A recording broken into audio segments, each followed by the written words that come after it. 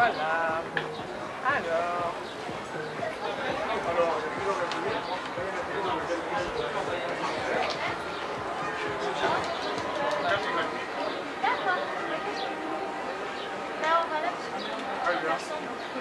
Alors attendez, je vais chercher l'intervenant. Bonjour. Est-ce que vous voulez manger les légumes comme ça ou vous les jeter aussi? Non? Alors vous savez qu'on peut les manger quand même si ils sont abîmés. Moi j'en mange. Oui, si on enlève ça et qu'on enlève la peau, à l'intérieur le fruit il est pareil. Et là c'est pareil, tu vois, les herbes elles sont un peu abîmées. Et si on enlève ceux qui sont abîmés, les autres elles sont très bien. Voilà, on les a récupérés et on va faire une petite crème de chèvre avec des herbes. Vous allez mélanger là-dedans. Après on va poser une tomate comme ça. C'est une tomate verte. Et ça a le même goût qu'une tomate normale. Tiens, alors, on va essayer de faire des petits cubes. Moi je fais des tranches comme ça. Fais attention aux doigts. Oui, il faut faire attention. Il ne coupe pas beaucoup. Ça va. Ah, Le couteau, c'est fait exprès. Voilà. Et après, on recoupe dans l'autre sens. Voilà. Hop. Tiens, et après tu peux les mettre à l'eau. Et toi du coup tu veux couper aussi? Tiens. Tu veux que je fasse les tranches au début? Ça c'est plus facile. Et après tu refais ça? Alors. Changer par l'assiette, c'est une association loi 1901 qui a été créée en 2014 par 3 amis, Sophie Grillat, Amandine Mativé, moi-même, et Blanca Pérez. Et au départ, c'était un désir de se dire qu'à Paris, on n'était pas forcément satisfait de la manière dont on s'alimentait et que chacune, on avait plus ou moins des idées de producteurs dont on savait que les produits étaient plutôt bons. Donc il y avait historiquement, il y a notamment l'huile d'olive de Blanca, son oncle qui fait cette huile d'olive, donc ça a été un peu la première idée. Personnellement, je viens de la Creuse, donc il y a eu notamment pas mal de produits qu'on a fait venir et on s'est dit tiens, on va constituer un groupement d'achat. Et donc ça a été un peu la première idée de changer par l'assiette. Et puis petit à petit, on vient toutes les trois plus ou moins, on a fait des études dans les sciences sociales et Sophie s'est réorientée vers la cuisine et tu es donc devenue chef. Et tu t'es intéressée de façon un peu plus poussée à la question de l'alimentation. Donc à la fois la cuisine, mais aussi une réflexion sur nos pratiques alimentaires, sur les systèmes de production, d'approvisionnement, etc. Et donc il y a eu cette idée de deuxième activité qu'on a développée depuis la création de l'association, de proposer des ateliers de sensibilisation à l'alimentation, plutôt en direction de structures sociales. Donc c'est des foyers de jeunes travailleurs, c'est des centres d'animation, des structures plutôt publiques et avec potentiellement des publics plus ou moins éloignés, disons, de la connaissance et de cette problématique du bien manger pour des raisons sociales, pour des raisons économiques, etc. Et toute la démarche est vraiment d'avoir un discours non pas normatif, mais de partir sur les pratiques des personnes. Donc ça c'est vraiment quelque chose qui tient à cœur, Sophie. Et de ne pas arriver en ayant la connaissance et c'est comme ça qu'il faut faire. Mais à partir des contraintes de chacun, à partir de ses habitudes alimentaires, en fonction de ses origines, quoi que ce soit, comment on peut proposer une autre manière de manger avec les budgets des uns et des autres et tout en La conscience de ce qu'on mange en fait. voilà, développer la conscience de ce qu'on mange et puis qu'est-ce que ça veut dire que d'aller dans un supermarché, qu'est-ce que ça veut dire que de cuisiner chez soi, donc voilà. Et aujourd'hui c'est un atelier dans le thème du gaspillage alimentaire. Donc ce sont des enfants qui cuisinent et qui notamment apprennent à réutiliser et utiliser l'entièreté d'un légume. Donc avec Flore Grandboulan qui est chef cuistot et qui apprend aux enfants. Ouais. Alors peut-être dire que c'est des grands légumes qui ont été destinés à être jetés, qui ont été récupérés dans une épicerie bio de Paris qui s'appelle le Zingab. Et voilà, peut-être qu'on peut avancer un petit peu, mais c'est des légumes dits moches ou des légumes voilà, qui étaient amenés à être jetés en fait. Et donc l'idée de Flore là aujourd'hui, c'est de pouvoir montrer qu'avec les légumes qui sont censés être destinés aux poubelles, on peut en faire encore plein de choses bons à la consommation. Et dans la représentation des gens qui économiquement ont l'impression qu'ils ne pourraient pas accéder au bio, etc., il y a une volonté de, quand c'est possible, c'est ce qu'on remarque en atelier, hein, quand on fait parler les gens sur leur pratique alimentaire, il y a une volonté d'acheter du bio parce qu'il y a le label et parce que c'est bio et parce qu'on se dit qu'on va mieux manger. En réalité, derrière la bio, c'est quelque chose qu'on essaye de déconstruire aussi. Il peut y avoir beaucoup de choses et on ne mange pas forcément bien en mangeant bio aujourd'hui. La bio de supermarché, c'est essentiellement voilà, des produits qui viennent d'une agriculture biologique qui est industrielle, qui n'est pas cultivée en pleine terre, qui apporte en fait nutritivement notamment ce qu'on appelle de la calorie vide, c'est-à-dire que les gens se remplissent sans se nourrir. Et si on prend l'exemple du supermarché, il vaut bien mieux en fait, souvent, ça dépend des cas, hein, mais acheter des légumes de producteurs du coin, parce que les supermarchés se mettent aussi à travailler avec des petits producteurs, etc., que des produits en Espagne sous serre, dans des conditions absolument déplorables, y compris pour les gens qui travaillent, et consommer un aliment qui ne sera pas nutritif du tout, quoi. Donc c'est tout ça qu'on essaie de déconstruire aussi pendant les ateliers, c'est-à-dire qu'aujourd'hui, même les classes populaires ont accès au greenwashing de l'alimentation, et donc ils ont envie aussi eux d'acheter bio, et on retrouve de la bio y compris dans les hard discounts, etc. Parler de l'alimentation, c'est vraiment c'est pas que parler des produits, c'est aussi parler de la manière dont on les consomme, dont on les cuisine. Ouais, et donc là, notamment tout le thème zéro déchet, anti-gaspillage, c'est travailler le produit dans son entièreté. Et ça, on est nombreux à pas forcément savoir qu'avec les fans de carottes, on peut faire abat-soupe, on peut faire autre chose, etc. Mais c'est aussi la question des déchets en fait. Donc il y a vraiment, on essaie d'aborder la question de l'alimentation de façon assez large. Et sur les techniques de cuisine, c'est aussi avoir un discours. Parce que l'alimentation, c'est un sujet qui est très à la mode, on en parle beaucoup, c'est très présent aussi à la télé, il y a beaucoup d'émissions de télé, de Top Chef, etc. Et en fait, on se rend compte que derrière, il y a aussi une grosse industrie autour des outils de cuisine. Donc en même temps, beaucoup de gens regardent ces émissions-là, mais socialement, ça met beaucoup de gens de côté. Parce qu'il faut avoir le dernier robot, et ça coûte très cher. Donc il y a toute cette économie-là qui est... qu'on tente aussi dans les ateliers de déconstruire, c'est-à-dire qu'on peut cuisiner avec un ou deux couteaux, on n'est pas obligé de... c'est aussi des petites techniques que Sophie et les autres personnes avec qui on travaille vont donner dans les ateliers. Par exemple, le pain, on est obligé d'avoir une machine à pain, on peut faire du pain dans un four, enfin, il y a tout un tas de techniques, et c'est aussi pour déculpabiliser les gens. Le concept de manger en conscience, c'est-à-dire...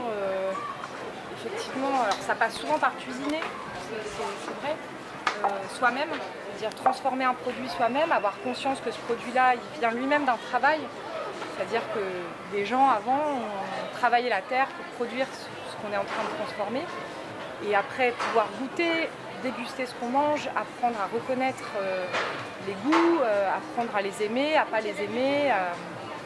Ça, c'est des choses qu'on aborde de manière générale dans tous les ateliers un petit peu. J'ai le souvenir d'un atelier sur la junk food où on cuisinait nous-mêmes des hamburgers. Ça peut paraître un petit peu fou, mais en réalité dans le hamburger, le problème c'est pas tant les ingrédients, c'est plutôt le fait que ce soit des produits industriels. Donc on a fait notre pain nous-mêmes, on a fait la sauce nous-mêmes, on est allé chercher la viande chez le boucher, etc. Et juste avant ça, on a eu une discussion sur les goûts justement. Qu'est-ce qui vous plaît au McDo? Pourquoi vous y retournez, etc. Et c'était assez fascinant de voir qu'en fait, ce qui plaît, c'est le sucre, le sel.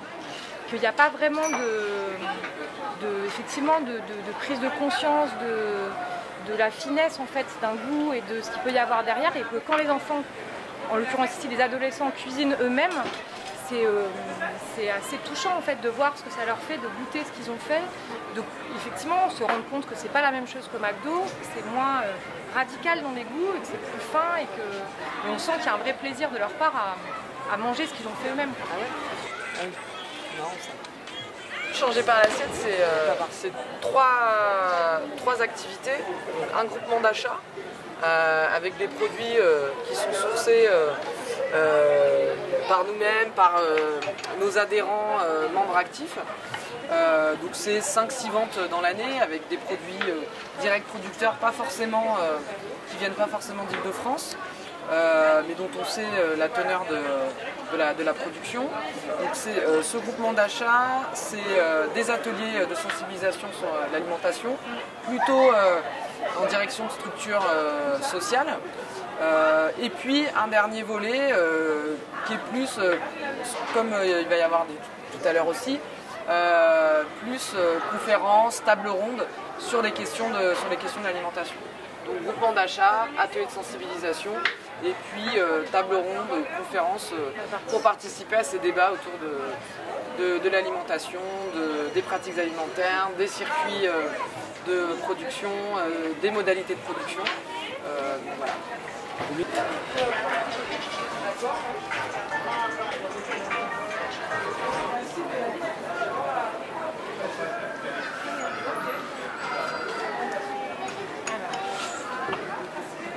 Pas très bio.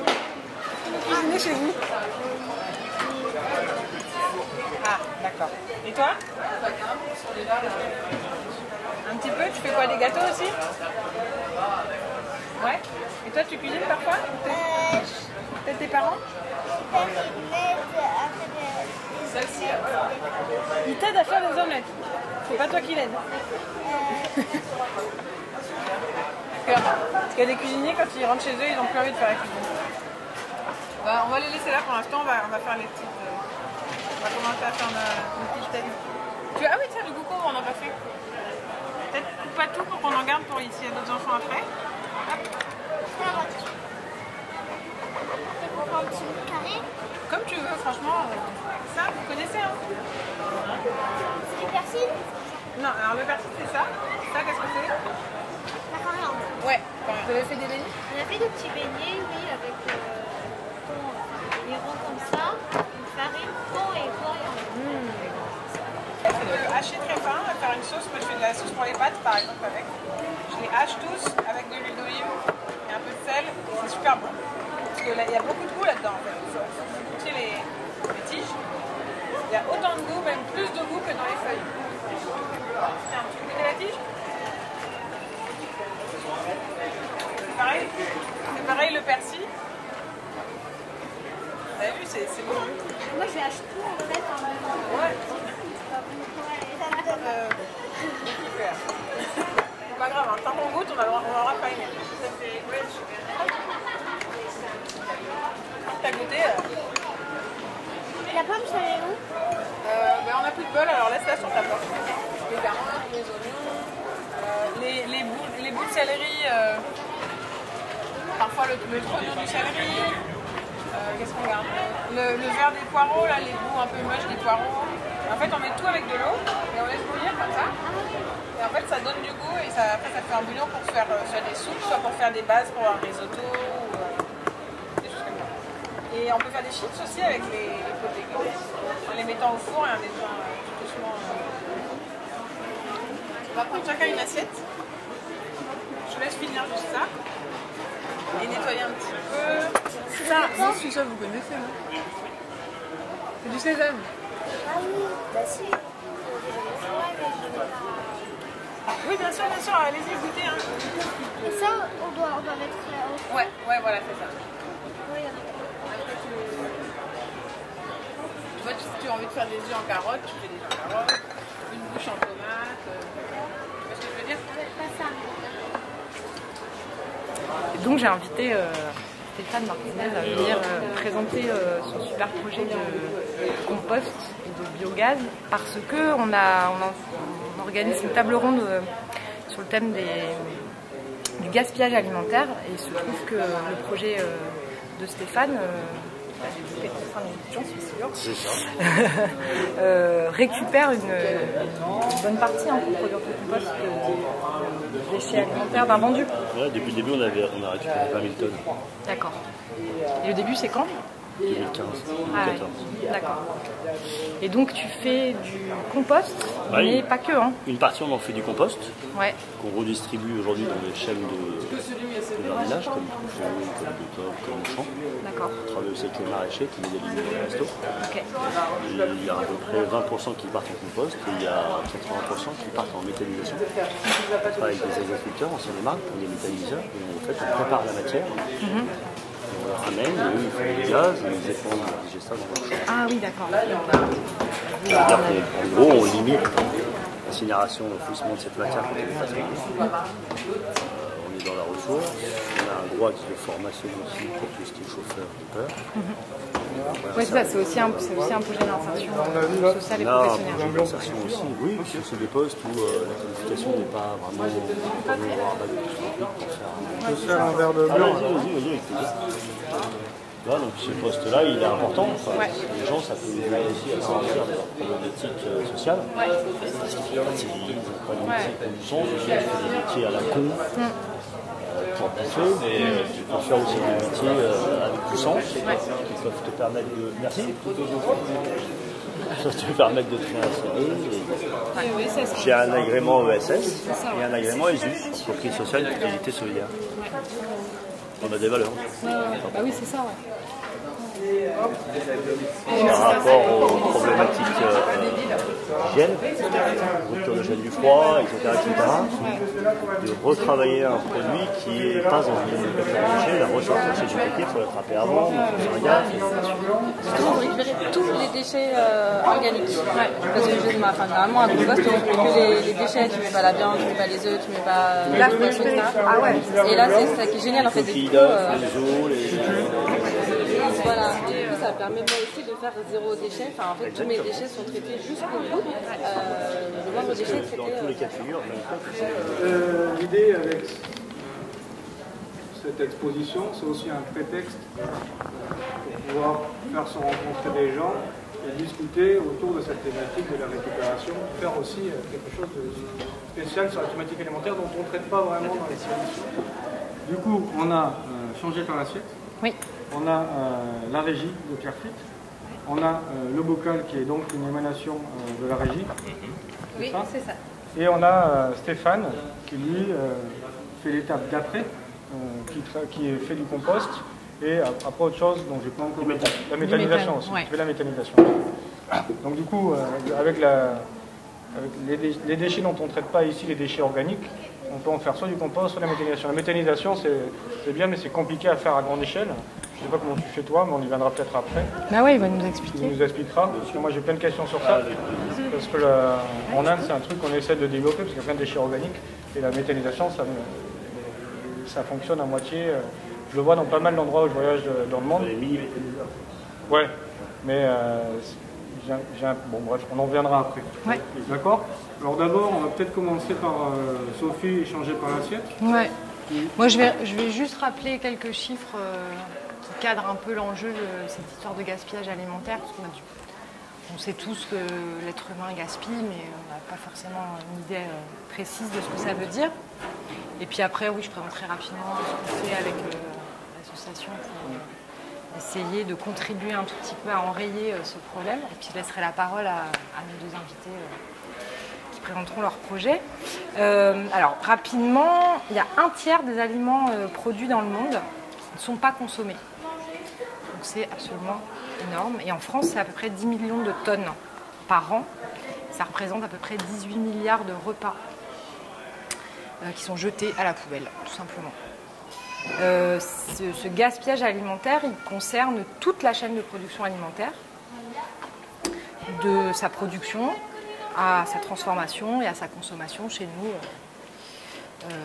au sein des ménages. C'est-à-dire que ce soit en restaurant ou que ce soit dans les chaînes de distribution alimentaire, c'est pareil. Il faut que les produits soient jolis, soient beaux. Donc pareil, il y a des normes qui ont été un petit peu édictées comme ça et on jette sans trop sans trop se préoccuper de ce que ça va devenir, même si ça change un petit peu, parce que les lois sont un peu en train de changer. Et puis après, il y a notre gaspillage à nous, à la maison, parce qu'on achète trop par rapport à ce qu'on consomme, parce qu'on achète mal aussi, parce qu'on ne sait pas forcément comment conserver. Voilà. Et donc c'est à la maison qu'on gaspille le plus. C'est à peu près 2 millions de tonnes par an pour la France. Et voilà, donc ça c'est un peu des chiffres. Et puis juste rappeler aussi en quoi le gaspillage c'est un non-sens, ça paraît logique, mais juste rappeler voilà, les enjeux qu'il y a derrière. C'est un non-sens déjà parce que il reste sur la planète, mais en France aussi, des gros problèmes de sous-nutrition. C'est pas de malnutrition, c'est de sous-nutrition, des gens qui ne se nourrissent pas assez. Et ça concerne 1 personne sur 10 en France. Alors, À Changer par l'assiette, c'est une association qu'on a montée en 2014, qui a commencé par la mise en place d'un groupement d'achat, parce qu'on était 3 personnes à avoir envie de manger correctement à Paris. Et donc on a créé une asso, qui est une association de sensibilisation aux enjeux de l'alimentation en général. Donc pas que le gaspillage alimentaire, on traite aussi d'autres questions, la malbouffe, les questions d'économat aussi dans les ménages, c'est-à-dire comment organiser les achats, la transformation au sein des ménages pour que ce soit le plus économique et le meilleur possible. Voilà, on a 3 activités principales. On a une activité de groupement d'achat, on fait des ateliers de sensibilisation auprès de structures sociales essentiellement. S'agissant de la question du gaspillage alimentaire, au sein de nos ateliers surtout, on agit sur 3 dimensions. La première dimension, c'est les achats. Donc essayer d'accompagner les gens à comprendre ce que ça veut dire d'acheter aujourd'hui de l'alimentation, que ce soit sur les marchés, que ce soit dans les supermarchés, d'essayer par exemple de déjouer un peu les pièges de la grande distribution aujourd'hui, pas acheter ce dont on n'a pas besoin, acheter en gros quand on peut conserver parce que ça coûte moins cher. Voilà, la dimension sociale est hyper importante au sein de l'association, donc on essaye toujours de s'adapter aux contraintes que ça pose. On intervient aussi sur la manière dont on conserve les aliments, parce qu'on se rend compte aujourd'hui que la manière dont on range les aliments dans un frigo, ou si on a un congélateur ou pas, ça peut aussi engendrer un gaspillage assez important. Et puis enfin, on agit sur la manière dont on transforme les produits, dont on les retransforme quand les DLC arrivent à terme, voire sont dépassés. Parce que la DLC aujourd'hui, c'est une norme. Ça, Audrey, je pense que tu pourras nous en parler un petit peu. Voilà, et donc savoir cuisiner, savoir retransformer, déconstruire aussi la manière dont on pose un regard sur un aliment qui traîne dans le frigo, au fond, on ne sait pas quoi faire et qu'on attend. Dis-moi tout. Le chiffre que tu disais, que ça coûte 159 €. Ouais, par personne. Non, c'est même pas par ménage. Si on calcule à l'échelle d'un ménage, c'est bien plus. C'est 159 € c'est les coûts par an. Que ça coûte de récupérer. C'est ce qu'on dépense et qu'on ne consomme pas. Ah d'accord. Voilà. Que tu jettes à la poubelle. Tu jettes 159 € de bouffe par an. Exactement. Quoi, une régie de quartier? Ah oui. Une régie de quartier, c'est une association structure d'insertion par l'activité économique. Et le but d'une régie de quartier, c'est de favoriser l'insertion au niveau local des chômeurs d'une ville en particulier. Et on est là aussi pour travailler avec les habitants de notre territoire, parce qu'on a vraiment un niveau très local. Une régie de quartier, il y en a 140 en France, donc c'est un label, on est labellisé régie de quartier. Et on a une vocation à faire du lien social, à avoir des activités avec les habitants, etc. Et donc pour ça, on développe d'autres activités associatives. Donc nous, on a un café réparation, on accompagne des jardins partagés, on donne des cours de français aux étrangers avec des bénévoles, voilà. Et du coup, notre nouveau projet depuis 2018, c'est le Vocal, un restaurant d'insertion solidaire sur lequel on travaille avec les invendus alimentaires qu'on récupère dans les supermarchés. J'ai participé à la collecte, donc je suis allée à la régie de quartier avec Pascal, avec le permanent. Voilà, et on est allé récupérer à Auchan, parce que c'est avec eux que vous travaillez, les invendus alimentaires d'Auchan. Donc là, tu arrives dans une espèce de hangar, tu as des montagnes de bouffe. Alors, tu as du frais. Donc, ils ont dépassé la date de péremption? Alors, ça dépend. Pas forcément.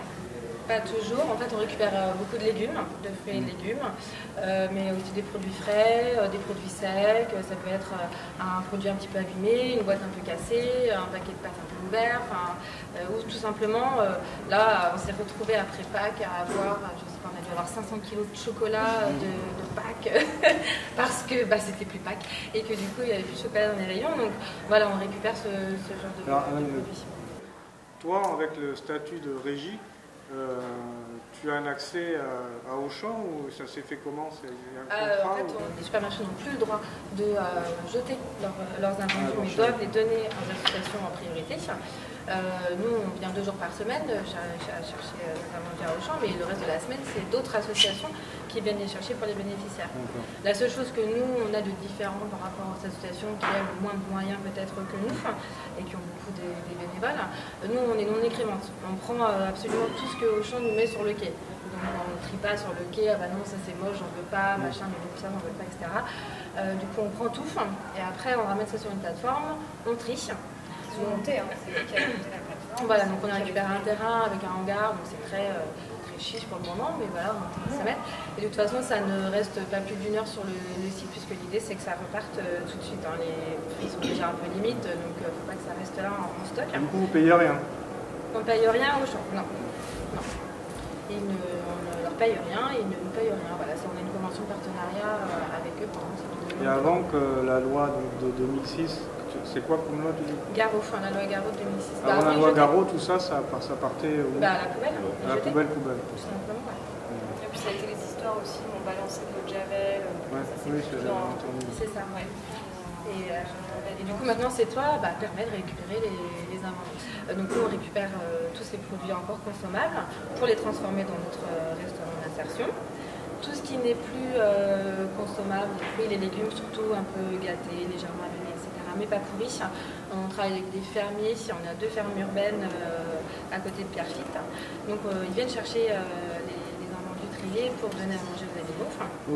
Et tout ce qui est vraiment gâté, pourri, etc., ou la viande qui a date dépassée, parce que pour le coup, la viande et le poisson, les produits très frais, on ne travaille pas sur des dates qui sont dépassées aujourd'hui. Et ça part dans des containers qui nous sont mis à disposition sur des terrains par Moulineau et qui lui récupère justement tous les... C'est ça, voilà, le cercle, l'économie circulaire, tout à fait là. Récupère tous les autres déchets. Voilà. Donc, du coup, on part de la plateforme avec presque zéro déchet au final. Le carton est trié parce qu'on a aussi de la collecte de carton à la régie. Et puis, le territoire de Plaine Commune où on est récupère aujourd'hui absolument tous les cartons et les plastiques. Donc finalement, là j'ai même inversé mes containers de poubelles. Aujourd'hui, j'ai enlevé toutes mes containers, presque plus de poubelles noires, les poubelles d'ordures ménagères, pour avoir plutôt des poubelles de tri sélectif ou de déchets organiques. Et le reste, dans les invendus alimentaires, sont retravaillés par le bocal. Voilà, c'est ça. Donc là, le bocal, c'est un restaurant associatif? Donc c'est un restaurant dans lequel on a 2 entrepreneuses locales qui sont justement en création d'entreprise et qui cherchaient aussi un labo et un terrain pour pouvoir s'entraîner. C'est pas évident de trouver des labos et ça coûte très cher. Quand on est en train de se monter. Donc l'idée c'était aussi de valoriser des talents locaux et puis d'être accompagné par elles. Donc il y en a 2, il y en a une qui fait 3 jours et une qui fait 2 jours. On ouvre tous les midis. Et tous les midis, leur challenge c'est qu'est-ce que je fais avec les légumes et les produits qui m'ont ramené de la collecte. Le menu change tous les jours. Donc le menu est unique, il change tous les jours. On n'a qu'une entrée, un plat et un dessert. Parce qu'on est toujours dans cette idée de on veut gaspiller le moins possible. Donc plus on fera de plats différents et plus on risque de re-gaspiller. Donc après, il faut aussi que ça rentre dans les mœurs. Et après, on a des salariés en insertion, donc qui sont en train de se former, qui ne sont pas des spécialistes de la restauration, qui assurent le service, le stockage en salle, en stock plutôt, le service en salle. Voilà, donc du coup, ça nous permet aussi, nous, d'aller vers des nouveaux métiers, la logistique, le tri, la restauration, et de sensibiliser également sur un invendu n'est pas forcément quelque chose qui est à jeter. Dans l'atelier, on essaye là, petit à petit d'avoir un atelier jardinage, donc de se lancer un petit peu, diversifier un peu notre approche, de participer à quelque chose d'un petit peu différent. Pour le moment, c'est encore un projet, on va en parler, c'est pas trop le sujet, mais voilà. Mais oui, on veut travailler sur ça. Et en plus, les habitants sont tellement preneurs de ça. Enfin, on a beaucoup de gens. Là, on a ouvert aujourd'hui encore. Normalement, le jardin, il est ouvert que 2 samedis par mois. Mais là, les gens veulent venir jardiner. Ils veulent mettre la main à la terre. Ils veulent voir pousser leurs légumes. Enfin, il y a un vrai engouement sur ça en ce moment. Je fais partie d'une famille où j'ai eu le nez dans l'entrepreneuriat très tôt. Mais petite entreprise, petite pas d'industrie. Et la restauration, c'est quelque chose qu'on fait quand on fait ça en famille. On parle du temps, les fêtes, etc. Donc le seul métier qu'on était capable de faire, nous, quand on était adolescents, c'est restaurateur. Parce que l'école, on fait ça très vite. Mais ça ne nous intéressait pas, donc on est parti dans la restauration. À un moment donné, dans un de mes restaurants, je me suis rendu compte en 2006 que je jetais beaucoup de mes restes dans la poubelle classique, comme on connaît tous. Et on ne sait pas tous où elle va et qu'est-ce qu'on en fait. Et moi, je ne savais pas, ni mes parents, ni mes grands-parents ne savaient que... Quand je me suis rendu compte qu'elle était incinérée et enfouie, je me suis dit, tiens, il y a peut-être quelque chose à faire. Qu'est-ce qu'on peut faire? J'ai pianoté un peu sur Internet et j'ai vu qu'au Canada, ils faisaient du lombricompostage. Ils donnaient de la nourriture végétale à des vers de terre qui faisaient un super engrais puisque c'est leur rôle sur la planète. Et que derrière ça, cet engrais, ils le mettaient dans les plantes et ça leur faisait des bons légumes. Bref, ils ont expliqué un truc qui était cohérent, puisque ça fonctionnait comme ça aussi dans la restauration il y a longtemps. Donc moi, je suis parti dans une idée un peu folle où je me suis dit, je vais faire pareil. J'ai acheté 10 kg de vers de terre et j'ai commencé à mettre une méthodologie pour capter ces gisements-là en amont, former mon personnel pour qu'ils comprennent qu'à partir de maintenant, les gars, vous n'allez plus mettre ça dans cette poubelle-là, parce que sinon, il la brûle et puis il la fout dans la décharge, c'est le bordel. Mais par contre, tu vas la mettre dans celle-là. Et dans celle-là, quand tu la mets dans celle-là, moi je vais faire ça. Et on va le faire en bas à la cave. Donc ils ont compris le sens du geste et de ce qu'ils faisaient, et dans leur façon de travailler, comme ils bossent avec la matière alimentaire, quand tu la jettes là-bas ou là, c'est pareil, juste à orienter bien les flux. Derrière ça, dans la restauration, dans l'histoire de la restauration, il y a toujours eu des filières qui étaient plus ou moins organisées, mais on jetait rien. Ma grand-mère me disait qu'à l'époque, il y avait des seaux à cochons dans la restauration. Les épluchures, tu les mettais dans un endroit, les mecs ils venaient te les chercher et puis les filaient des seaux au cochon. Ce qui était tout à fait normal et cohérent. Les marques de café, les jardiniers ils venaient les chercher parce que c'est un apport carboné et quand on discute avec des jardiniers, j'ai découvert des jardiniers, les mecs ils sont bien barrés quand même. Parce qu'ils te font de l'amendement pour tel plan, tel sol, c'est fou. Donc le carbone est un amendement, les roses par exemple adorent l'amendement organique carboné. Enfin, tu vois, le pain, au-delà d'en faire du pain perdu, du pudding, des toasts pour mettre tes chèvres au-dessus, etc., quand ils le jetaient, ils partaient en nourriture pour les... À l'époque, à Montreuil, il y avait des éleveurs de poules, sinon ça partait à Maison Lafitte. Donc si tu veux, chez les éleveurs de chevaux.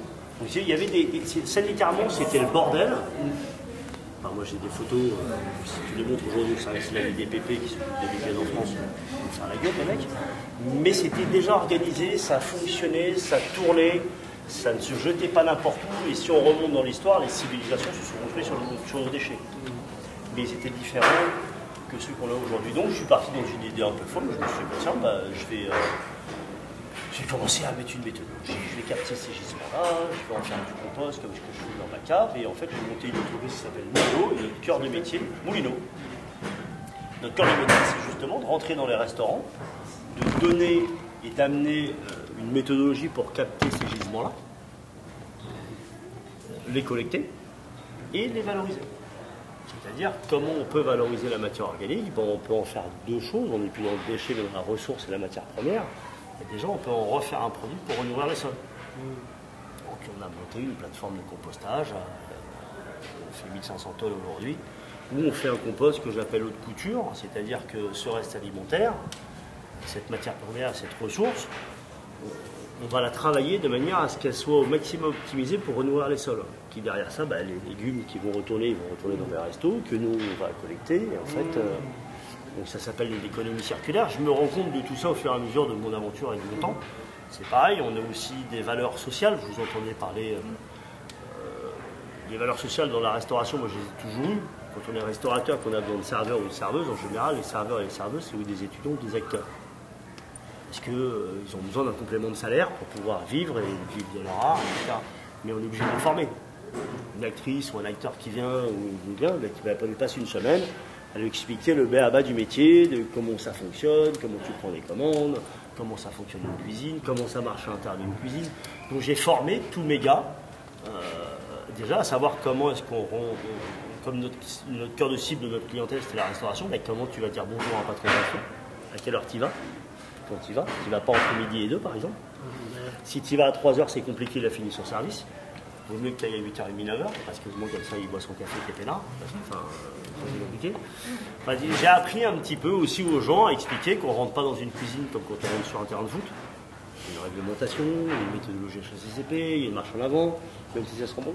Voilà, pour qu'ils comprennent un petit peu les tenants et les aboutissants de ce qu'on voulait faire derrière avec cette matière-là et comment expliquer aux restaurateurs le fait que tu vas mettre ton déchet de côté. On va t'accompagner pour ça, donc on met de la signalétique, on met des outils qu'il faut, on forme le personnel. Une fois qu'on a fait ça, on appuie sur le bouton de collecte. J'ai toute une flotte de camions qui fonctionnent au gaz naturel de ville, mais ça je l'ai fait dès le départ. Les premiers camions que j'ai achetés, j'étais les chercher en Italie, parce qu'en France, il n'y avait pas de camions qui fonctionnent au méthane. Ou alors il fallait adapter une motorisation essence avec un transformateur, enfin bref, c'était compliqué. Et j'ai trouvé ça cohérent, puisque les premiers exutoires qui existaient, c'est les industriels qui font du méthane. Donc je me suis dit, peut-être qu'un jour, je déchargerai mes camions avec cette matière première-là dans un méthaniseur, et en même temps, je ferai le plein de gaz. Ça permettra de collecter tout ça. Et le compost, je me suis dit, comme je vous l'ai dit tout à l'heure, le but, c'est de renourrir les sols, donc travailler avec les restaurateurs. Il y a beaucoup de restaurateurs aujourd'hui, même qu'ils soient indépendants ou gros, qui travaillent avec des maraîchers ou pour leur potager. Donc, leur expliquer que je te collecte tes déchets, on en fait du compost, tu le remets dans tes jardins, ça va créer des emplois. En gros, on est en train de monter une nouvelle filière. Donc on a démarré en 2014 et aujourd'hui, on a eu entre-temps des agréments. On a eu un agrément ESS, Entreprise Sociale et Solidaire, et un agrément ESUS, Entreprise Solidaire d'Utilité Sociale, qui sont venus naturellement. Je n'ai pas été chercher ces agréments-là. Pourquoi? Parce que quand on m'a dit, mais quand je racontais mon histoire, l'histoire c'était chercher un chauffeur collecteur de biodéchets. Pendant une semaine, je n'avais pas de retour d'annonce. Tiens, c'est bizarre. J'ai eu un mec qui m'a appelé, qui m'a dit, bah moi j'ai le permis poids lourd, je suis chauffeur. Par contre, les biodéchets, je ne sais pas ce que c'est que ce bordel-là. Donc le mec, j'ai bien compris que, bon, bah viens là, déjà tu as le permis, c'est cool. J'ai besoin de faire des tournées de camion, ben, je vais te former, je vais t'expliquer qu'est-ce qu'un déchet organique, qu'est-ce que la réglementation, qu'est-ce que tu dois faire, qu'est-ce qu'on en fera demain derrière, et quand tu charges la benne, quand tu la vides, il faut la nettoyer. Bref, il y a tout un protocole sanitaire à mettre en place. Et derrière, qu'est-ce qu'on en faisait? Donc les agréments, tout le monde m'a dit, bah, en fait, t'es social et solidaire et t'es ESUS. Donc on a grandi, on a aujourd'hui réussi à avoir plus de 850 clients sur Paris et l'Île-de-France. Pour vous donner un peu un ordre d'idée de ce qu'on fait. Toute la gamme de restauration, ça va de McDo, Quick, Burger, toute la restauration dont je ne suis pas fan, mais qui s'engage aussi quand même. Restauration scolaire, les collèges, les lycées, on a des restaurants, les RE, les restaurants interentreprises, on a de la restauration hospitalière, on a des marchés alimentaires, on fait des particuliers aussi. Donc voilà, notre cœur de cible, il est vraiment dans tout ce qui produit du reste alimentaire. Nous, on se positionne pour essayer de dire, ben, il y a un impact environnemental fort. Avant, quand on faisait rien, quand tu jettes ça dans ta poubelle classique, l'impact environnemental, il est néant, puisque ça part en incinération, en enfouissement. Donc, quelle est la plus-value pour notre société? Elle est nulle. Et l'impact social, il est zéro, puisque derrière ça, cette filière-là fonctionne comme ça. À partir du moment où vous faites ce petit geste de mettre la bouffe que vous ne bouffez pas dans un endroit précis, ping, personne ne s'en rend compte, mais c'est énorme. L'impact environnemental, il est puissant. On ne va plus aller en décharge, plus aller en incinération. On va être capable de recréer du gaz. Il y a une énergie fossile qu'on ne va pas aller puiser pour faire tout ce qu'on a à faire. Et de refaire une énergie, de la nourriture pour les sols. C'est là où j'en viens. On est aussi, là depuis peu, on a eu l'agrément insertion, entreprise d'insertion, parce que je pense que c'est important d'accompagner les gens qui sont un peu éloignés de l'emploi ou problématiques, de leur redonner un peu de la force. Pas forcément dans cette aventure-là entrepreneuriale. La grande majorité de mes salariés, ils n'ont pas besoin de diplôme. Ils ont juste besoin d'envie et que nous, on va accompagner pour qu'on puisse grandir. Parce que, voilà, la méthodologie est là, en amont, pour le capter. Et après, j'ai besoin de personnes qui viennent conduire des camions, j'ai besoin de personnes qui vont transformer la matière. Donc, on a fait une formation de chauffeur, collecteur de biodéchets, puisque ça n'existait pas. On a monté un programme de formation de 289 heures. La première formation, on l'a fait il y a 6 mois. Non, 3 mois. On a fait une formation 3 mois. Sur 5 personnes, on a déjà fait 4 promesses d'embauche. Et là, on commence à en avoir 13 derrière. Donc voilà, je pense qu'il y a un vrai secteur à ça. Et le retour que j'ai de mes gars, c'est qu'en fait, ils font un métier qui a du sens. Ils ont un CDI, un salaire, et ça leur permet de se rentrer dans la société. Voilà. En gros, voilà à peu près ce que je fais. Et pour valoriser, donc on a une plateforme de compostage. Et la méthanisation, je travaille avec des industriels jusqu'à là. Moi, je suis indépendant depuis longtemps. J'avais du mal avec les industriels. Et il s'avère que j'étais toujours un peu méfiant. J'ai bien fait. C'était un peu tendu ces derniers temps. Donc, ces 2 dernières années, je me suis dit, il faut qu'on ait, au sein de cette entreprise, nos outils de transformation. Enfin, ça va nous permettre de nous sécuriser dans ce monde de brut.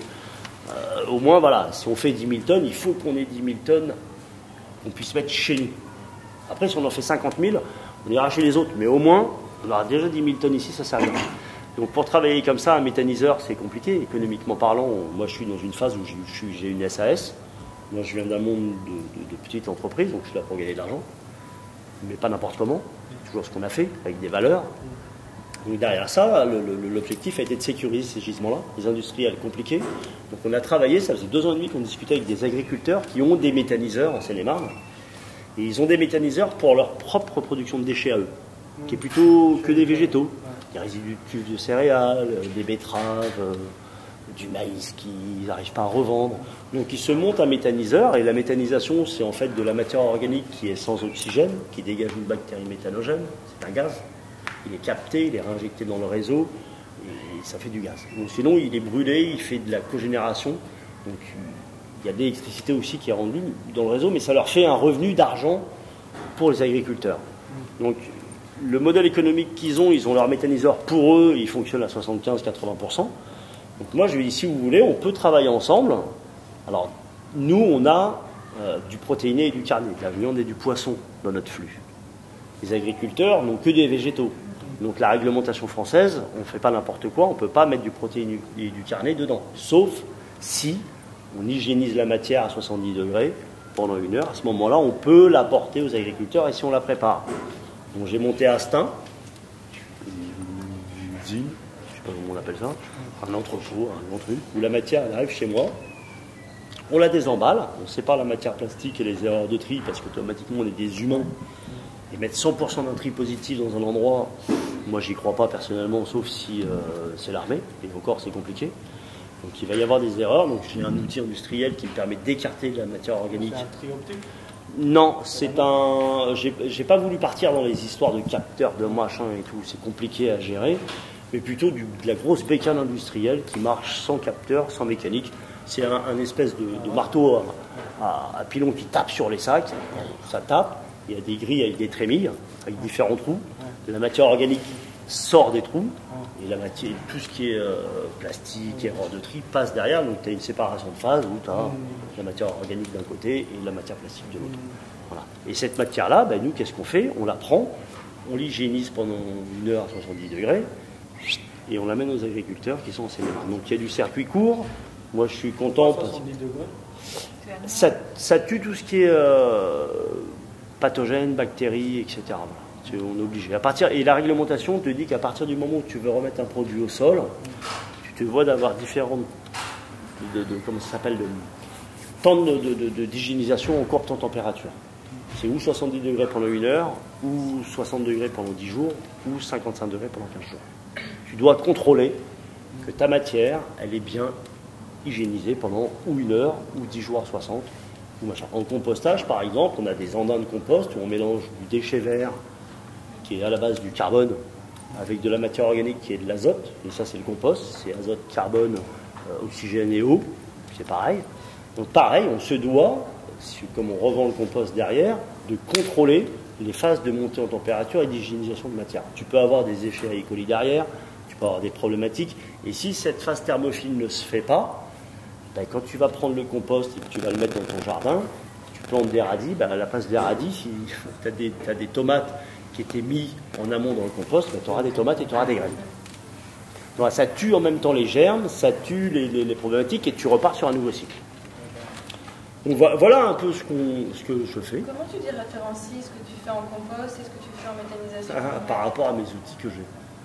Donc, J'ai tu récoltes aujourd'hui. la même matière et C'est la même matière. C'est la même matière, sauf que derrière ça, les outils que on a une plateforme de compostage à Vers-le-Grand, dans l'Essonne, où on n'a que 1500 tonnes de capacité de charge. Donc, c'est ce qui te limite dans ton... voilà. Alors après, on est en train d'essayer de monter une autre plateforme de compostage, mais on est dans un monde économique. J'ai une société, j'ai des investisseurs. Il faut que tu leur rendes le modèle économique viable. Il faut montrer aussi qu'on est là pour gagner de l'argent. Parce que sinon, ça ticote un peu. Donc tu vois, c'est pas simple. Et une plateforme de compostage qui peut gérer entre 10 et 15 000 tonnes, c'est 2 millions, 2,5 millions hors foncier. Donc tu vois, tu peux pas non plus, moi j'irais bien vite tout de suite, si on met un map et je lui dis tiens, voilà ce qu'on peut faire, voilà ce qu'on met comme outil, voilà comment on fonctionne. Mais le frein, il est la partie économique de l'aventure. Compliqué. Faut vraiment... Et les 80 autres %, ben là on va les mettre chez les agriculteurs depuis qu'on est arrivé à Stein, en Seine-et-Marne. Ces 15 dernières années, où beaucoup de gens ont dit vous occupez pas, arrêtez de trier, on va mettre ça tout dans la même poubelle et nous on va s'occuper du reste. On va vous séparer la ferraille avec des aimants, les papiers avec des souffleries, le plastique léger avec les machins, les piles avec machin, et à la fin il va te rester la matière organique, on va la composter et on va la remettre au sol.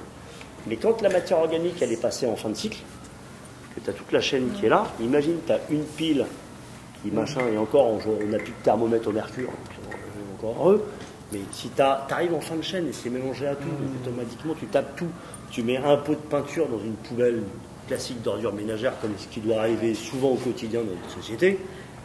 Si tu prends ça, et si tu montres ça aux gens, c'est-à-dire que tu vas leur dire venez voir, enfin moi je dis montre, les autres ne le font pas, mais moi je le montre aux gens, et que tu vois un tas de compost avec des seaux de plastique, des plastiques, etc., et tu leur dis à la fin je crible tout, c'est-à-dire je sépare tout. C'est pas beau. Nous, on a préféré prendre, moi, j'ai préféré prendre comme process, entre guillemets, industriel, de dire, si en départ de process, tu mets une matière de qualité, en général, en fin de process, tu as une matière de qualité. Si tu fous de la merde en amont, il faut que tu tries, que tu sais partout, pour à la fin en arriver à un truc bien, tu as des incertitudes aussi derrière. Donc voilà, juste pour vous dire que on avance, il y a des valeurs, il y a des trucs, il y a des choses à faire, et qu'on n'est plus dans le déchet, mais dans la ressource, puisque derrière ça, la seule condition, c'est de la séparer en amont. À la source, il faut la sortir. Parce que si on sort, j'ai vu ton exposition, Ami, et si on sort cette matière-là à la source, derrière, c'est beaucoup plus facile de tout recycler. Et derrière, l'économie, alors je suis fasciné quand je vois tout ça, mais en milieu urbain, comme Paris, moi je suis né ici, donc je connais un peu le milieu, si tu sors cette matière-là à la source, économiquement parlant, en tant que Parisien, on va tous gagner de l'argent. La poubelle d'ordures ménagères et les camions qui passent dans Paris pour nous collecter notre poubelle verte tous les jours, et vous savez, ma bataille que je fais avec les politiques et les élus, j'ai du mal, mais bon, un jour je vais y arriver, de leur expliquer, de leur dire qu'à partir du moment où il n'y a plus cette matière-là, le camion vert qui vient chercher la poubelle verte, il ne va plus passer tous les jours, il va passer deux fois ou trois fois dans la semaine. Je ne sais pas si vous vous rendez compte du coût économique que ça va nous coûter. Au lieu de mettre ça en incinération ou en enfouissement, tu peux mettre cette poubelle-là sur des bandes de tri optiques, comme tu m'as dit. Tu vas reséparer une matière, c'est-à-dire que tu n'auras pas un coût d'incinération ou d'enfouissement, mais tu auras au contraire une recette de revente de matières premières qui va retourner dans la société pour nous permettre de faire plein de choses. Donc voilà la philosophie de Moulineau aujourd'hui. Donc c'est pas simple, hein, mais voilà la philosophie. Et les actions. Et on a créé 65 emplois, on organise de formations et on monte une formation. Là, on va être agréé, je pense, dans pas longtemps, puisqu'on en a déjà fait 2. Voilà, parce que je pense que c'est... Enfin, je me sers beaucoup de moi. Enfin, moi, j'ai pas de diplôme, j'ai rien, je sais pas écrire. J'ai beaucoup eu envie dans ma vie. Il y a beaucoup de gens qui m'ont apporté plein de savoir-faire. Et je me dis qu'il y a des mecs qui sont dans la merde. Ah ben, viens. Bah, t'as envie de te sortir, t'es dans la merde. Si tu veux faire ça, ben, je te donne les armes. Et tu peux sortir de chez nous avec un CDI, avec 1500, 1600 euros, et des perspectives de croissance graves, puisque on grandit. Donc, une petite équipe au départ, j'étais tout seul, aujourd'hui on est 65, mais je ne vais pas aller chercher des mecs à l'extérieur. Si je sens qu'à l'intérieur de chez nous, il y a des mecs qui ont envie de grandir, bah viens, enfin, grandir, au contraire. Plus on est de fou, plus on verra. Voilà un peu ce qu'on fait. T'as encore ton activité restaurant? Sinon, il faut que je me mette à la cocaïne et je suis pas fan de ça, tu vois. Je me dis, je vais. J'ai jamais été fan de ça, mais à un moment donné, tu peux pas. Enfin, c'est pas possible. Mais bon, j'ai eu 3 restos dans ma vie, j'ai eu. Non, tu mets pas un restaurant en gérance. Non, parce que moi, j'ai toujours eu des petites affaires. J'ai toujours des petits restaurants. Et quand on vient des petits, le resto l'Auberge Saint-Roch, on avait 40 couverts. Le bistrot Bourdel, on avait 55 couverts. Le petit Choiseul, c'était 43 couverts aussi. Et quand on vient chez nous, on va ou chez Stéphane ou chez Fabrice, c'était mon frère, qui ont toutes ces affaires-là. Et tu vas pas dans ces petits endroits-là par hasard. Tu y vas parce que dans ton cercle privé, on t'a dit putain, on va boire des coups là-bas, c'est sympa. Et nous, on va là-bas. Tu vois, tu y vas pas. Donc moi, mettre ça en gérance, non. Puis moi, j'adore le côté social. J'ai toujours passé du temps à discuter avec des clients, enfin à refaire le monde, puis à picoler. Le monde s'est fait et se refera au bistrot, faut le savoir, faut pas l'oublier. Ne l'oubliez pas, ces bases-là. On est d'accord, on est d'accord. Non, mais c'est important de remettre des valeurs qu'avaient les anciens. J'ai l'impression de refaire ce que faisaient les anciens avec, comme ils disent les modernes, avec du 2.0. Être innovant avec des vers de terre, puis j'ai halluciné d'être innovant avec des vers de terre. Je dis tiens, je comprends pas. Mais en fait, tu continues le lambris-compostage? Oui, je le continue et le but c'est de l'amplifier. Ah oui,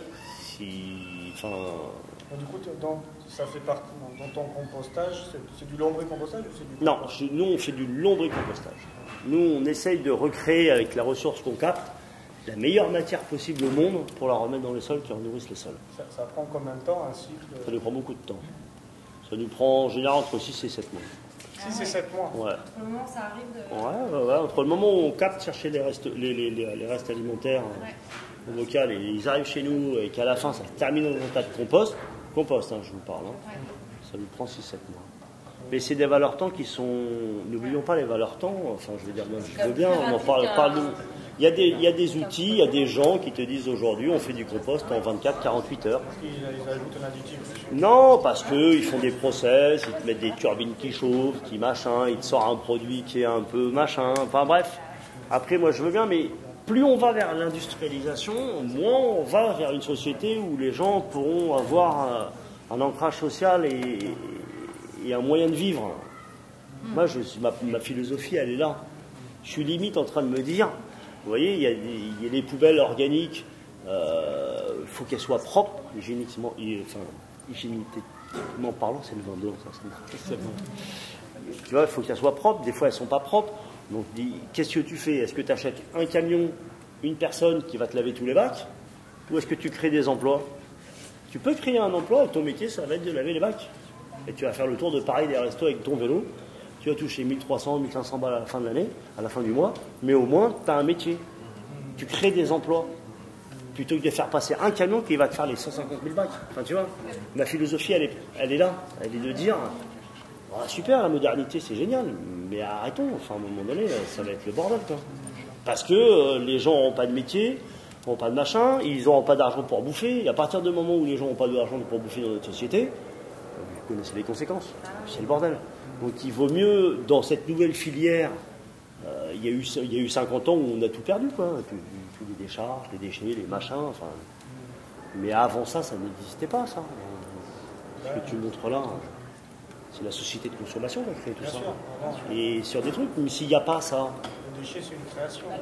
Mais le déchet, si tu vas plus loin, le déchet, c'est une ressource, une matière première, ça peut faire vivre notre société. Si on n'est pas trop con, ça j'y crois pas trop. Non, mais je suis d'accord. Le déchet, c'est une invention de société actuelle. Ça a toujours été réutilisé. Surtout dans l'alimentation. J'ai une question, mais du coup, si tu as 1500 tonnes, ça met 7 mois à être utilisé, du coup il faut beaucoup d'espace. Il faut un... On a 4000 mètres carrés pour l'instant, Ah ouais. pour 500 tonnes. Du coup, le foncier, je suppose, est un enjeu Ben, important. moi, je pars par principe de me dire qu'il ne faut pas ces outils-là en milieu urbain. Il faut le sortir du milieu urbain ou être en périurbain. Pourquoi? Parce que l'agriculteur maraîcher, il est en périurbain. Ouais. L'agriculteur, il est dehors. Si tu mets un méthaniseur en milieu urbain, il va falloir que tu sortes le digestat, la méthanisation, que tu l'amènes aux agriculteurs. Donc je me dis, vaut mieux sortir les restes alimentaires dehors. Et une fois que tu es dehors, le compost, il est fait. Au pire, tu le ramènes au milieu urbain pour les espaces verts, etc. Mais quoi qu'il arrive, les maraîchers, ils sont dehors. Les agriculteurs de plein champ, ceux qui ont besoin d'azote sur la méthanisation et le sorti de la méthanisation, le digestat, ils sont en dehors de la ville. Donc, et puis c'est des usines à gaz. Il y a des méthaniseurs, quand tu regardes un peu en Europe, qui ont explosé. En urbain, on est déjà compressé, c'est un manque de place. Ils ne sont même pas capables de redimensionner les bons bacs dans les poubelles. Enfin, en 2020, le bac d'ordures ménagères, il est comme ça. Le bac de recyclage de carton, il est comme ça. Alors, ils sont capables aujourd'hui, ça c'est mon combat que j'ai avec les politiques et les élus, comme je leur ai dit, vous êtes capables de mettre un scotch sur un bac jaune qui n'est pas trié, pour dire on ne vous le collecte pas, mais le bac d'ordures ménagères qui est plein de cartons, vous le collectez. Enfin, je veux dire, je ne comprends pas. Le carton, tu le prends, tu le mets de côté. Déjà, pour faire une tonne de papier, il faut 2 tonnes 5 d'art. Enfin, c'est des petites notions à comprendre, à avoir. Avec une tonne de papier, tu refais 900 kg de papier recyclé. Là, ça part en incinération, donc ça a un coût à la société, c'est 90 à 100 balles. Alors que tu la prends, putain, tu peux le revendre 250 balles. Mets-lui un scotch sur sa poubelle verte et tu lui dis, je te la collecte pas. Mets-moi ton carton dans le bon bac. Il y a toute une espèce d'harmonie à trouver pour qu'on puisse avoir un petit peu de bon sens tous, parce que là, l'harmonie, enfin moi, je vois pas le truc, quoi. Alors on y va, hein, il y a une super énergie, on avance, on fait des choses, mais on se dit, voilà, comment est-ce que faire prendre conscience à plein de personnes qui ont du pouvoir pour dire, putain les mecs, vous venez un peu sur le terrain peut-être, je sais pas, allez manger au bocal, venez faire un jour chez Moulineau, venez voir, mettez-vous un peu de culture dans votre cerveau, quoi. Bon, on a le gros problème, c'est que ces déchets organiques en ville, ils ne savent pas trop quoi en faire. Ils n'arrivent pas à en faire du compost, alors ils n'ont pas de lombricompostage, donc ça prend du temps, ils arrivent, comme je te dis, 300 tonnes. C'est le maximum qu'ils arrivent à faire, et ils arrivent en plus pas à le vendre, c'est pas du bon compost. Les essais de méthanisation qu'il y a eu, alors moi je ne travaille pas directement sur ça, mais j'ai compris qu'ils n'arrivaient pas à le faire fonctionner, ça prenait trop de temps, ils n'arrivaient pas à produire, le truc technologique n'était pas encore au point, si tu veux, pour pouvoir prendre en charge tout le volume de déchets organiques qui sont générés. Du coup, le problème qu'ils ont, dont on commence à parler, c'est ces déchets organiques, que faire. Et puis tu me parles de lombricompostage, je me dis, pourquoi? Tu vois, c'est un truc qui fonctionne, il faudrait essayer de le diffuser un peu plus, quoi. Et nous, on arrive vraiment en fin de chaîne. Moi, j'arrive après tout le monde. J'arrive quand plus personne ne veut de rien diffuser. Non, mais mon cœur de métier, il n'est pas le gaspillage alimentaire. Moi, je veux bien mettre les outils, comme je dis, et la philosophie, elle est là, parce que j'ai beaucoup de potes cuisiniers. Je sais ce que c'est qu'un cuisinier. Dans la philosophie, c'est des artistes qui sont costauds, qui ont des mains comme ça et qui ont des couteaux comme ça en cuisine. Donc quand on rentre dans une cuisine, en général, ça s'appelle une brigade. C'est comme à l'armée, tu as des hiérarchies, c'est quand même des mecs qui tapent dans le dur, et c'est des vrais bourrins. Allez expliquer à mes potes qui sont des vrais bourrins, que tu gaspilles et que tu fais mal ton taf. Alors moi, qui veut va leur dire, moi je ne vais pas leur dire. Mais associé, j'ai un pote comme François Pasteau, ça doit vous parler, les Pieds du Pain. Bah, François, c'est quelqu'un qui est un merveilleux professionnel de la restauration, qui sait bien gérer son affaire, et qui derrière ça, il a compris un petit peu, il a vu ce qu'il voulait faire, eh ben, il s'est fait son potager, il s'est fait son truc, il met son petit délire, il se met ses végétaux avant les protéines, et c'est chez lui. Enfin, moi j'ai toujours eu des affaires, c'est comme François, enfin, nous on est comme ça. Je sais pas de la grande chaîne de distribution, mais ces gens-là, pour eux c'est normal de faire ça, enfin je veux dire, mais tu prends 50 ans en amont, c'était comme ça, enfin je veux dire, ça fonctionnait comme ça. Il y a juste une époque où ça change, mais moi ça me rend dingue quand tu vois qu'aujourd'hui, manger une soupe de légumes, il faut être riche pour bouffer une soupe de légumes, une bonne soupe de légumes. Si tu veux des bonnes carottes, des bons... Et qu'avant c'était des plats de pauvres. Donc tu te dis quand même, regarde, il y a un truc qui va pas quoi. À la limite, les pauvres aujourd'hui, ils vont bouffer chez McDo quoi. C'est un truc de dingue. Tu dis putain, t'as 1,40 €, tu peux bouffer quoi. Enfin ça se comprend. Hein. Mais tu dis quand même, bon, fais chier quoi. On voit bien que les valeurs que vous proposez, c'est pas vraiment les valeurs de la Startup Nation, de l'autre, mais vous marchez sur levée de fonds. Ou bien vous arrivez à trouver des gens qui s'intéressent à la problématique, qui sont dans le milieu de la restauration et qui ont la foi et l'envie de se lancer sur des investissements qui finalement ne sont pas si loin que ça de la restauration. On est obligé de rentrer dans une aventure capitalistique. Ouais, mais après, le problème de ce modèle-là, c'est que j'ai pas encore... Un resto, je sais comment ça fonctionne. Tu achètes un produit, tu fais ton coiffe, tu le revends, tu fais des clients, tu fais tourner. Et ils sont tous là en train de te dire, moi j'ai l'impression qu'ils me regardent tous qu'avec des jumelles là en ce moment, là, de partout là, en train de se dire où est-ce qu'il va l'autre, qu'est-ce qu'il fait, quel chemin. Enfin, tu vois. Donc, à la limite, je te dirais, il faut leur faire prendre conscience à eux. Moi, je te dis que pour grandir, ah oui, j'ai besoin d'argent. Un camion, c'est 150 000 balles. Ouais, non, mais c'est pas à un moment donné, par contre, grandir plus, c'est pas capitalistiquement, c'est pas une bonne affaire. Okay. C'est pas une bonne affaire. La bonne affaire, elle sera sur des investissements qui seront durs à rembourser sur une dizaine, voire une quinzaine d'années. Mais il y a de l'impact social et de l'impact environnemental. Comment arriver à ce que ces deux impacts-là me permettent de faire continuer à pérenniser la croissance de cette boîte? Tu vois, c'est le truc, il est là. Le modèle économique, il est encore ric-rac, c'est limite. Alors au départ, j'ai trouvé des gens qui m'ont fait confiance, qui m'ont dit bon bah super, on te suit, vas-y. Okay. Mais à un moment donné, j'ai déjà levé, pour être transparent avec vous, 5 millions d'euros. À un moment donné aussi, les mecs qui m'ont filé 5 millions d'euros, il faut que je leur dise bah, je vais te les rendre. Ah, moi je veux bien, si tu m'en trouves, dès qu'ils me disent tiens je te file 10 et puis t'inquiète pas, démerde-toi, du moment que tu me fais du bien à la planète et que t'embauches des mecs, tout va bien. Moi tu me présentes cela, là on va chercher des cubits de vin blanc et on va faire mais il faut me dire comment. Donc je suis dans un truc où j'ai dit la compensation par rapport à l'impact social et l'impact environnemental, mais sans aller pleurer, hein, de dire ah, putain, tu gagnes plus d'argent aujourd'hui, les mecs, les milliardaires, ils investissent dans une application iPhone. Quand tu vas faire ton jogging, à la fin de ton jogging, ça va te dire que tu as bouffé tant de calories, il faut que tu manges 3 carottes et 3 trucs, avec les calibrages des trucs. Les mecs, ils sont milliardaires. Quel est l'impact pour notre société? À part de voir des jeunes filles ou des jeunes hommes beaux, costauds et machin. L'impact, il est néant, ça sert à rien. Enfin, il y a 20 ans, ça nous servait. Peut-être, c'était bien, on ne savait pas. Mais là, aujourd'hui, quand tu entends les chercheurs qui t'expliquent que dans 25-30 ans, ça va être vraiment la merde. Hein. Enfin, c'est vraiment la merde. Non, enfin, ou alors je me trompe, hein, mais ça va être vraiment la merde. Hein. Donc tu dis quand même, les mecs, arrêtez un peu. Enfin, je veux dire, à un moment donné, excusez-moi d'être vulgaire, mais toute vos thunes, vous allez vous la mettre en rouleau dans le cul. Ah ben oui, mon pote, parce que vous allez crever, les mecs, hein. Comme nous. Hein. Donc à un moment donné... Ils vont avoir les moyens de... Je sais pas, ça va être compliqué, la société va changer, ça va être dur. Peut-être que tu sortiras dans la rue et qu'il y a des gens qui n'auront pas faim, ils vont t'égorger. Ça va être, il y aura aussi des castres, oui, mais moi j'ai pas envie de vivre dans un monde comme ça. J'ai pas envie. J'étais à Los Angeles, c'est super, c'est beau, c'est magnifique, on se parle bien, mais c'est horrible ce monde-là. Moi je suis parisien, hein, je ferai partie des révolutionnaires, hein, parce que c'est pas possible, quoi. Je veux pas, j'ai 3 filles en plus, donc moi je veux pas changer le monde, hein. Je veux juste que mes filles elles arrivent à respirer un peu mieux et bouffer correctement. C'est tout. Mais d'en arriver là, c'est compliqué. Il faut qu'on s'harmonise. Il faut qu'on, voilà, il y a des choses à faire.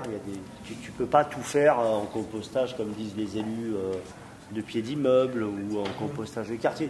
Ça, je trouve que c'est des outils qu'il faut garder. Et c'est génial pour le côté montrer, donner l'envie, faire. C'est super, mais tu ne peux pas parler de réduction de production de matière organique dans un milieu urbain avec ces outils-là et ces associations-là. Enfin, je veux dire, il faut tout. Il faut tout, c'est ce que j'arrête pas de dire à tout le monde. Il faut du composteur ici dans les parcs. Il faut ceux qui peuvent se mettre le compostage à la maison mets-le. Ceux qui veulent mettre des vers de terre à la maison, fais-le. Mais donne aussi l'opportunité à des gens de dire, ah ben, mets tes déchets organiques dans le bac marron en bas, là, c'est quand on le collecte, voilà ce qu'on en fera. Tu vois, ou amène-le à un point d'apport volontaire, ou amène-le à ton jardin partagé qui a un composteur.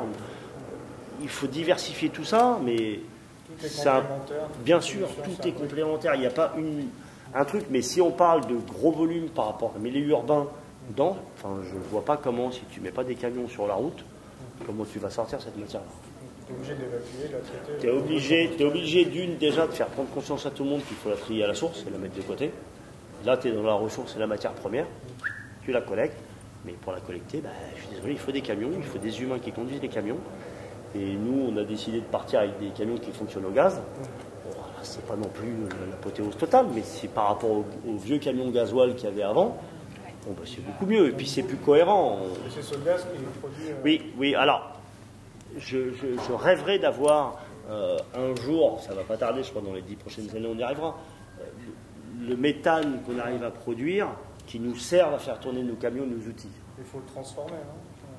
Il y a un truc à faire? C'est un filtre à faire, mais les industriels de la métallisation, ils savent le faire, ça. Ils mettent un filtre, et après, on peut aller loin, parce que les industries, les fabricants de camions, pareil, ils acceptent un gaz, mais un certain... Enfin voilà, un gaz, alors il y a tellement de molécules dans le gaz, c'est compliqué, tel type de gaz. Le méthane, c'est vaste.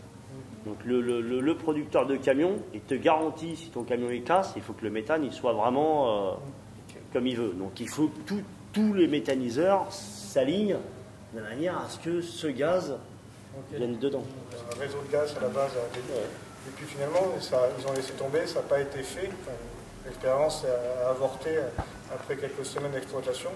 J'ai pas compris pourquoi, mais j'ai compris qu'il y avait un truc technique qui fait que ce gaz n'était pas forcément...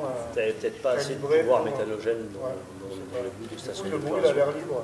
Ouais, il torche. La torche, ils n'ont pas le choix, ils ne savent pas quoi en faire d'autre. Alors qu'ils auraient pu, toi, le valoriser. Merci. Ouais, merci. De rien, merci à vous de m'avoir été. Il y a un peu de vin blanc pour ce moment-là. Je dis, mais à fond, que ce soit sur les dacous, sur le montage, sur. Enfin, ça permet de faire plein de choses d'apprentissage comme ça, quoi. Moi, j'avais peur avec le resto, c'était que les gens disent, ah, mais c'est des dacous, c'est des trucs, c'est des déchets en fait, vous allez me faire manger des déchets. J'avais vraiment peur de ça. J'ai aucune remarque. Ouais, enfin, j'avais peur que les gens se disent ça, et jamais. Au contraire, les gens sont contents de venir et de valoriser, de participer à quelque chose justement où tu revalorises ce qui aurait pu être des déchets. Comme l'inauguration de la HESS, là, les gens, quand ils en revenaient pas que c'était des invendus alimentaires, que ça soit si bon. Voilà, c'est ça, oui, tout à fait. Bah oui, mais bon, putain, mais... Là, c'est super. Pour faire un peu... moi, je peux faire C'est des artistes, et normalement, moi j'en ai pas mal des cuistots, des mecs qui étaient talentueux et tout. Tu leur dis, c'est pas de la merde en France. Nous, on bossait avec des produits, des maraîchers, on avait des anciens fournisseurs de ma mère, enfin, le bœuf qu'on prenait, c'était de la salaire, c'était machin. Et tu leur amènes pas de la bouffe, le cuistot, il regarde ce qu'il y a.